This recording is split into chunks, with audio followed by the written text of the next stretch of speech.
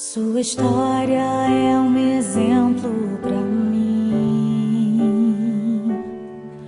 O seu testemunho tem me aproximado de Deus. Se eu viver mais de 80 anos, quero ser como você, pastor.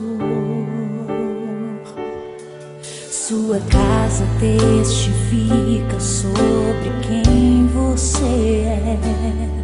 Sua obra, sua vida, seu amor, sua fé. Os meus filhos vão saber que se eu hoje adoro a Deus, é por tudo que você me ensinou. Profeta do Senhor, homem de Deus,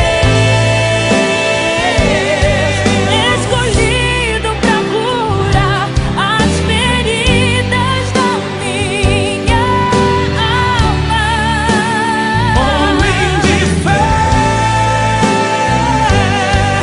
que tem dedicado a mim o seu amor e proteção. Homem amado, quando fala faz arder dentro de mim o coração. Pastor, você é o profeta da minha geração. Você é o profeta da minha geração. Você é o profeta da minha geração.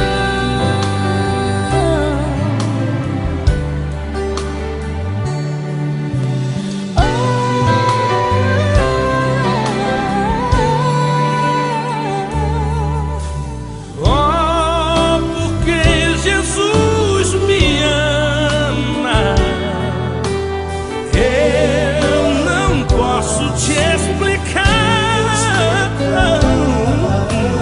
mas a ti também te chamo.